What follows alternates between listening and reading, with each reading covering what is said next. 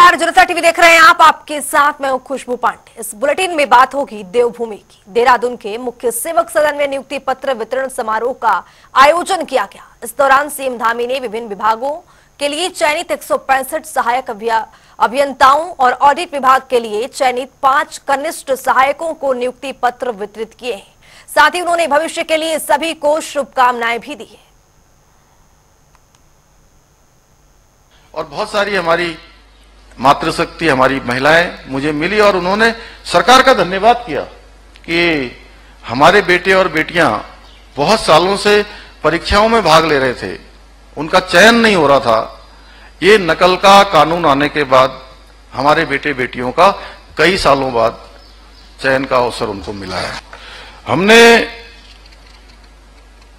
जो परीक्षा है उसको पारदर्शी बनाने के लिए जहां ये नकल विरोधी कानून के प्रावधान बनाए, और वो इतने कड़े कानून बनाए हैं कि अब युवाओं के भविष्य के साथ कोई खिलवाड़ नहीं कर पाएगा।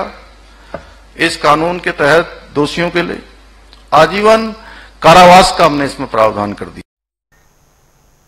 अमरनाथ यात्रा का शुभारंभ हो चुका है। बता दें कि यात्रा के लिए 28 जून को पहला जत्था रवाना हो गया था। वहीं इसको लेकर मुख्यमंत्री पुष्कर सिंह धामी ने भी सोशल मीडिया पर पोस्ट कर सभी शिव भक्तों को शुभकामनाएं दी हैं। कैबिनेट मंत्री धन सिंह रावत का अल्मोड़ा दौरे पर है आज। उन्होंने अल्मोड़ा सहकारी बैंक के अफसरों के साथ एक बैठक की। वहीं इस दौरान उन्होंने कहा है कि देश में उत्तराखंड पहला राज्य है जहां कोऑपरेटिव क्षेत्र में महिलाओं को 33% दिया गया है छूट। अल्मोड़ा कोऑपरेटिव बैंक की समीक्षा बैठक में आया हूं और आज हमारे डीजीएम पंत भी रिटायर्ड हो रहे हैं, इनका भी आज हमने सम्मानित किया है। और मैं बड़े गर्व से कह सकता हूं कि अल्मोड़ा कोऑपरेटिव बैंक इस समय लगभग 8 करोड़ रुपए से ज़्यादा प्रॉफिट में है। हमने अब नेट बैंकिंग की ओर भी चले गए हैं। देश का पहला राज्य उत्तराखंड होने जा रहा है जहां की अब कोऑपरेटिव क्षेत्र में महिलाओं को 33% हमने इस कैबिनेट में आरक्षण भी दे दिया है। देखिए, ऐसा है, हमारे सीएमओ भी यहीं पे हैं। मैं आज हॉस्पिटल गया था, लगभग 400 से ज़्यादा दवाई हमारी सरकार फ्री देती है और कोई भी डॉक्टर अगर इन दवाइयों को बाहर से लिखेगा तो उसके खिलाफ कार्रवाई की जाएगी। आज भी मैंने निर्देश दे दिए हैं, पहले भी निर्देश दिए हैं। साथ में हम लोगों ने गर्भवती महिलाओं को घर से हॉस्पिटल तक लाना और जब बच्चा हो जाएगा फिर घर तक छोड़ना, ये फ्री है। 108 की सुविधा भी फ्री है। खुशियों की सवारी की सुविधा भी फ्री है। कोई क्रिटिकल मरीज होगा तो उसको ये लिफ्ट कराने की व्यवस्था फ्री है।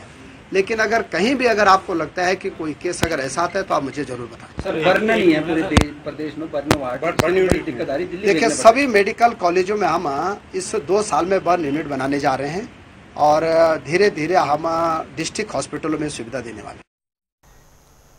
उत्तराखंड में मंत्रिमंडल विस्तार की चर्चाओं के बीच बीजेपी प्रदेश महामंत्री आदित्य कोठारी का एक बड़ा बयान सामने आया है। उन्होंने कहा है कि मंत्रिमंडल विस्तार को लेकर बातचीत चल रही है, जल्द इस पर कोई निर्णय लिया जा सकता है। मंत्रिमंडल के विस्तार के विषय में चर्चा चल रही है। माननीय मुख्यमंत्री जी और हमारा केंद्रीय नेतृत्व इस पर निर्णय करेंगे। देहरादून में आम आदमी पार्टी के कार्यकर्ताओं की ओर से केजरीवाल की गिरफ्तारी को लेकर धरना प्रदर्शन किया गया है। इस दौरान केंद्र सरकार के खिलाफ जमकर नारेबाजी की गई है। वहीं इसको लेकर प्रदेश उपाध्यक्ष विशाल चौधरी ने बताया है कि आम आदमी पार्टी के खिलाफ केंद्र सरकार षड्यंत्र कर रही है। साथ ही उन्होंने क्या कुछ कहा है, सुनिए। देखिए, आज आम आदमी पार्टी राष्ट्रव्यापी केंद्र की भाजपा सरकार के खिलाफ अपना विरोध प्रदर्शन कर रही है। जिस प्रकार से दिल्ली का जो कथित शराब घोटाला है और जिसमें आप विगत लंबे समय से देख रहे हैं कि न्यायपालिका ने भी अरविंद केजरीवाल जी को निर्दोष घोषित कर दिया है, उसके पश्चात जिस प्रकार भाजपा का डर और हताशा और निराशा स्पष्ट दिख रही है कि अगर देश में भाजपा को किसी से डर लगता है तो वो है अरविंद केजरीवाल। अगर रात को भी सपने में आज भाजपा के अरविंद केजरीवाल आ रहे हैं कि यदि अरविंद केजरीवाल बाहर आ गए तो दिल्ली का आगामी विधानसभा चुनाव, हरियाणा का आगामी विधानसभा चुनाव उसी बहुमत से जीता जाएगा जैसे पहले जीता था। और आज ये विरोध प्रदर्शन जनता को जागरूक करने के लिए भी है और साथ में एक स्पष्ट संदेश देने के लिए भी है कि आपकी गीदड़ भक्तियों से केजरीवाल डरने वाले नहीं है। केजरीवाल को आप जितना अंदर रखोगे, उत्तराखंड की जनता, पूरे भारत की जनता आज केजरीवाल जी के साथ खड़ी है और बड़े बहुमत से आगामी विधानसभा चुनाव हो या जो भी आगामी निकाय चुनाव उत्तराखंड में होने जा रहे हैं, ये तानाशाही का जवाब जनता देगी। रुड़की के लहबोली गांव में बसपा के राज्यसभा सांसद रामजी गौतम ने चुनावी जनसभा की है। इस दौरान उन्होंने लोगों से मंगलौर सीट पर बसपा प्रत्याशी के लिए मतदान करने की अपील की है। बता दें कि जनसभा के दौरान मंगलौर सीट से बसपा प्रत्याशी भी मौजूद रहे। ये बहुजन समाज पार्टी की सीट है, बहुजन समाज पार्टी की रही है। पिछले 5 चुनाव में जो है यहाँ 4 बार बहुजन समाज पार्टी ने अपना परचम लहराया है और इस आने वाले चुनाव में भी बहुत भारी मतों से अपना परचम लहराने जा रही है। इंशाअल्लाह जीत हमारी होगी। देखिए, बी टीम तो इस वजह से बता रहे हैं क्योंकि वो बौखला गए हैं। वो बौखला गए कि बहुजन समाज पार्टी कहीं 5 बार यहाँ से जीत दर्ज न कर दे। बी टीम तो इस वजह से बता रहे हैं क्योंकि बी टीम अगर ये होती तो 5 में से 4 बार यहाँ से बहुजन समाज पार्टी नहीं जीतती। बी टीम वे है या बी टीम हम है। और दूसरी बात, वो भी अपना काम कर रहे हैं, वो अपना पूरी तरीके से मेहनत कर रहे हैं जो उनकी होती है। हम उनसे कहीं ज्यादा बढ़ करके मेहनत कर रहे हैं। धन्यवाद करता हूँ आपका। और ये जो आपने कहा कि ये हो लिया, ऐसा कुछ नहीं है। बहुजन समाज पार्टी है और बहुजन समाज पार्टी पूरे भारत में अपना एक स्थान रखती है। 3रे नंबर की पार्टी है। ये रामती में चलता है।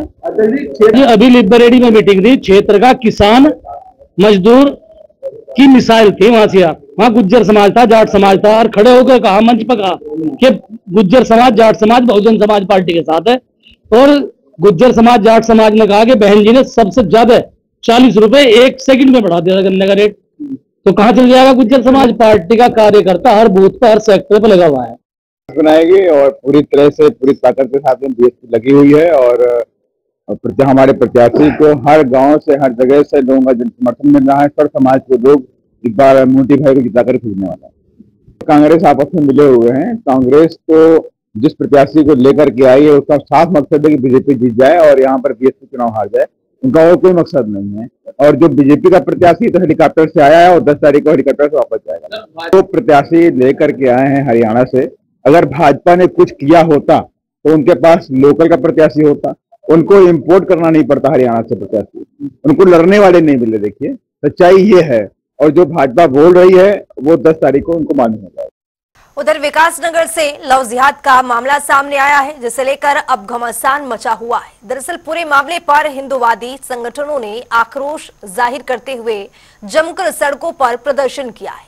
साथ ही नारेबाजी करते हुए पुलिस चौकी का घेराव भी किया है। वह इस पूरे मामले में एक वकील के घर पर हमला और तोड़फोड़ का आरोप भी लगाया गया है। वहीं वकील ने आरोप को निराधार बताते हुए हमलावरों के खिलाफ कार्रवाई की मांग की है।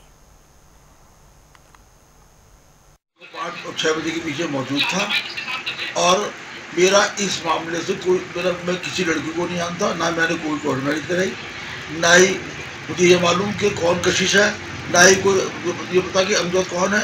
ये मेरे घर में 15 से 20 लोग घर में घुस गए और इन्होंने जय श्री राम के नारे और रसूल सिद्दीकी मुर्दाबाद के नारे लगाए। उसने षड्यंत्र ये भी किया कि उसके घर से कुछ नकदी और काफ़ी सारा जेवर भी लेकर के गया है। मतलब एक तरह की लूटी हुई है। और ये सब कार्य जो हुए हैं यहाँ एक हरवटपुर में फतेहपुर रोड पर एक है सिद्दीकी वकील, रईसुद्दीन सिद्दीकी वकील का नाम है। वो अभी हाल ही में एक नाबालिग बच्ची को भगाने के जुर्म में जेल काट करके आया, अभी 5-7 दिन पहले आया होगा। उसने ये बाहर आते ही ये षड्यंत्र रच दिया और सारी की सारी घटना उसने लिख करके उस लड़के के माध्यम से लड़की को इंस्टाग्राम पर उपलब्ध कराई। क्या षड्यंत्र करना है, कैसे करना है, क्या बोलना है, पूरा रोड मैप उसने उसको दिया है। तो इसका पूरा हैंडलर वो रईसुद्दीन सिद्दीकी है। हमारी डिमांड ये है, हम आज यहाँ जो पहुँचे हैं कि रईसुद्दीन सिद्दीकी को गिरफ्तार किया जाए, हमारी लड़की बरामद करी जाए और जो वो सामान लेकर के गई है वो हमारा बरामद करा करके दिया जाए। ये एक युवती को एक भिन्न समुदाय के युवक द्वारा भगा ले जाने के संबंध में आज एक तहरीर हमें प्राप्त हुई। हमारे द्वारा इस संबंध में संबंधित धाराओं में अभियोग पंजीकृत किया गया है। इसी बात को लेकर इनका रोष था, आक्रोश था। तो अब चूंकि अभियोग पंजीकृत हो गया और मामला शांत हो गया। एडिशनल कमिश्नर कुमाऊं जीवन सिंह नगनियाल ने जसपुर के तहसील का निरीक्षण किया है। इस दौरान उन्होंने तहसील कर्मचारियों के साथ बातचीत भी की है। वहीं उन्होंने इस पर जानकारी देते हुए क्या कुछ कहा है, सुनिए। मैं निरीक्षण कर ही रहा हूँ। अभी फिलहाल जो सेक्शन मैंने देखा है उसमें अभी आरके सेक्शन को देखा है, लेकिन वहाँ पर जो भी अभी तक जो कार्रवाइयाँ जो मैं देख रहा हूँ अभी तक तो ठीक है, और जो भी केसेस का निर्णय हुआ है उनको जो है अमल दरामद करने की भी कार्रवाइयाँ जो है, जो मेन जो है रेवेन्यू की कार्य हैं उसके तहत जो है वो प्रक्रिया चल रही है। तो अभी तक मैंने कुछ उनको मिलान किया था रजिस्टर से, और वो जो है सही पाई गई है। राजधानी देहरादून में स्थित जॉली ग्रांट एयरपोर्ट उत्तराखंड का सबसे बड़ा घरेलू एयरपोर्ट है। वहीं शासन की ओर से लगातार इसे इंटरनेशनल एयरपोर्ट बनाने की प्रक्रिया की जा रही है। बीते दिनों मुख्यमंत्री पुष्कर सिंह धामी ने केंद्रीय पर्यावरण एवं वन मंत्री भूपेंद्र यादव से देहरादून हवाई अड्डे के विस्तार के लिए वन भूमि मांगी है। वहीं इसको लेकर कांग्रेस प्रवक्ता शिवपाल सिंह बिष्ट का एक बयान भी सामने आया है। उन्होंने कहा है कि कांग्रेस राज्य में हमेशा विकास के लिए संकल्पबद्ध रही है। साथ ही सुनिए क्या कुछ कह रहे हैं। देखिए, जॉली ग्रांट हवाई पट्टी का विस्तार होना चाहिए। हम लगातार इस बात को कह रहे हैं। एक ही तो बड़ा हवाई अड्डा है इस प्रदेश के पास, और उसका भी जो है आप विस्तारीकरण नहीं कर पा रहे हैं। बार बार सरकार आश्वासन देती है, सब जवाब दिखाती है, लेकिन योजना धरातल पर नहीं उतर रही है। 7 साल से प्रचंड बहुमत की सरकार है भाजपा की, जहां पर कांग्रेस पार्टी ने विकास को छोड़ा था, इस योजना को छोड़ा था, उससे 2 कदम भी आप जो है आगे नहीं बढ़ पाए। फिर कैसा डबल इंजन जिसकी बात हर चुनाव में प्रधानमंत्री मोदी हो, अमित शाह जी हो, मुख्यमंत्री जी करते हैं, आखिर उसको धरातल पे उतारिए और कुछ करके दिखाइए। जून का महीना एलजीबीटी समुदाय के लोगों के लिए बेहद खास होता है। हर साल जून महीने को प्राइड मंथ के तौर पर सेलिब्रेट किया जाता है। इसी कड़ी में उत्तराखंड के देहरादून में भी प्राइड मंथ के तहत कार्यक्रम का आयोजन किया गया है। और जो ये हमारा साल में एक बार ये प्राइड मंथ आता है, ये विश्व भर में मनाया जाता है, और इसे हम अपना ये कह सकते हैं कि आज़ादी, जैसे आज़ादी का दिवस मनाया जाता है, तो इसे हम इसे सेलिब्रेट करते हैं, अपने आप को एक्सप्रेस करते हैं, अपने जो भी हमारी हम प्रेजेंस दिखाते हैं कि हम लोग भी समाज का एक हिस्सा हैं। और जो हमारी मुश्किलें हैं वो यही है कि हमें एक्सेप्टेंस नहीं मिली है, इक्वालिटी नहीं दी जाती है समाज के बीच में। हर तबके में हमारे समाज का एक व्यक्ति होना चाहिए, वो निचले लेवल से लेकर निचले तबके से वो बड़े अधिकारियों तक हमारे समाज का एक मेंबर ज़रूर होना चाहिए, तभी हमारे जो बीच में डिस्टेंस है, भेदभाव है, वो ख़त्म होगा।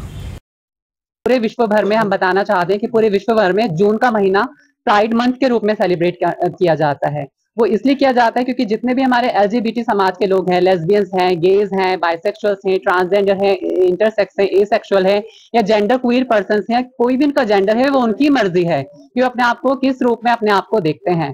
तो ये आज़ादी का महोत्सव है, ये आज़ादी का महीना है। इस महीने को हम आज़ादी के रूप में मनाते हैं।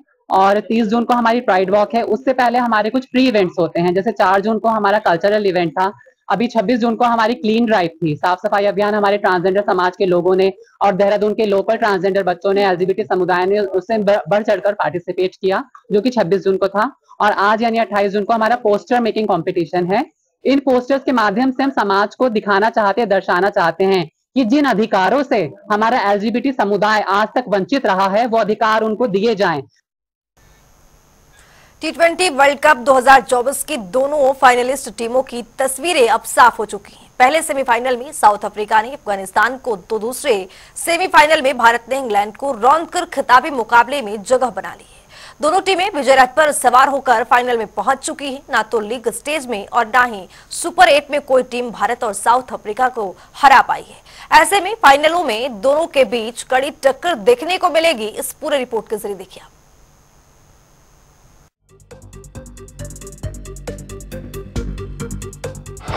T20 वर्ल्ड कप का खिताबी मुकाबला, भारत और साउथ अफ्रीका के बीच होगी टक्कर। अजय रथ पर सवार हैं दोनों टीमें। क्या भारत के लिए खत्म होगा 10 साल का इंतजार? पहली बार T20 वर्ल्ड कप फाइनल खेलेगी साउथ अफ्रीका। साउथ अफ्रीका पहली बार वर्ल्ड कप के फाइनल में पहुंची है। दूसरी तरफ टीम इंडिया 10 साल बाद T20 वर्ल्ड कप का फाइनल खेलेगी। दोनों ही टीमों ने अभी तक टूर्नामेंट में अपने सभी मुकाबलों में जीत हासिल की है। यही वजह है कि फाइनल मुकाबले में कांटे की टक्कर देखने को मिल सकती है। फाइनल मुकाबला बारबाडोस स्थित ब्रिज टाउन के किंगस्टन ओवल पर 29 जून को खेला जाएगा। किंगस्टन ओवल की पिच रिपोर्ट। ब्रिज टाउन के किंगस्टन ओवल पर इस T20 वर्ल्ड कप में अभी तक 8 मुकाबले खेले गए हैं। यहाँ की पिच काफी सपोर्टिंग रही है। इस पर गेंदबाज के साथ बल्लेबाज के लिए भी काफी मदद है। भारत ने इसी मैदान पर अफगानिस्तान को हराया था। कैरिबियन देशों के अन्य मैदानों से इतर यहाँ बड़े स्कोर देखने को मिलते हैं। हालांकि रन चेस करना यहाँ आसान नहीं होता। फाइनल मुकाबले में पहले खेलने वाली टीम ने 175 से ज्यादा का स्कोर बनाया तो ये विनिंग टोटल हो सकता है। कुल मैच 32। पहले बल्लेबाजी करने वाली जीती 19 मुकाबले। पहले गेंदबाजी करने वाली जीती 10 मुकाबले। बेनतीजा रहे 2 मैच। पहली पारी का औसत स्कोर 153। सबसे बड़ा स्कोर 224 पर 5 वेस्टइंडीज वर्सेस इंग्लैंड का मुकाबला। सबसे छोटा स्कोर 80 पर 10 अफगानिस्तान वर्सेस साउथ अफ्रीका। सबसे बड़ा रन चेज 172 पर 6 West Indies versus England. Head to head क्या कहते हैं record? Head to head team India South Africa पर भारी है। चाहे बात T20 इंटरनेशनल की करें या T20 वर्ल्ड कप की, दोनों में ही भारतीय टीम का साउथ अफ्रीका पर दबदबा है। कुल मुकाबले 26। भारत जीता 14, साउथ अफ्रीका जीता 11 मैच और बेनतीजा 1 मैच रहा। कुल मुकाबले 6। भारत ने जीते 4 और साउथ अफ्रीका को सिर्फ 2 में जीत मिली। गेंदबाजी दोनों टीमों की ताकत। भारत और साउथ अफ्रीका दोनों की ताकत उनकी बॉलिंग है। साउथ अफ्रीका के पास कासिको रबाडा, एनरिच नॉर्किया और मार्को येंसन के रूप में 3 प्रमुख तेज गेंदबाज हैं। स्पिन में केशव महाराज, तबरेज शमसी फॉर्म में हैं, तो वहीं भारतीय टीम के पास भी अर्शदीप सिंह और जसप्रीत बुमराह जैसे पेसर हैं। कुलदीप यादव स्पिन गेंदबाजी करते हैं तो रविंद्र जडेजा, हार्दिक पांड्या और अक्षर पटेल के रूप में 3 ऑलराउंडर भी हैं।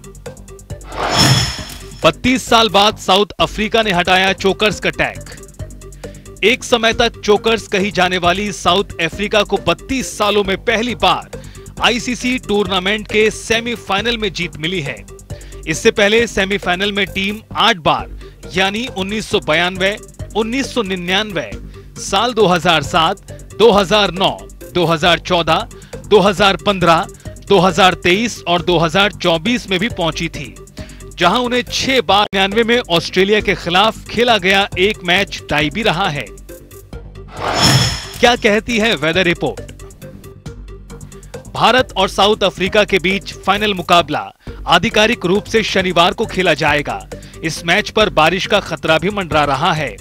75% बारिश का अनुमान है और अगर बारिश की वजह से मैच नहीं खेला गया तो इसके लिए रिजर्व डे भी रखा गया है, यानी मैच शनिवार को नहीं हो पाने की स्थिति में रविवार को खेला जाएगा। फैंस के लिए बुरी खबर यह है कि रिजर्व डे वाले दिन भी बारिश की संभावना जताई जा रही है। अगर रविवार को भी बारिश होती है और मैच नहीं हो पाता तो स्थिति दोनों टीमों के लिए अच्छी नहीं होगी। ऐसी स्थिति में दोनों टीमों को संयुक्त विजेता घोषित कर दिया जाएगा। दोनों ही टीमों की नजर अब खिताबी ट्रॉफी पर है, जिसके लिए दोनों ही टीमों ने कमाल का प्रदर्शन किया। अब फैसला किसके हक में रहेगा, ये तो दोनों टीमों की प्रदर्शन पर ही निर्भर करेगा। स्पेशल डेस्क, जनता टीवी।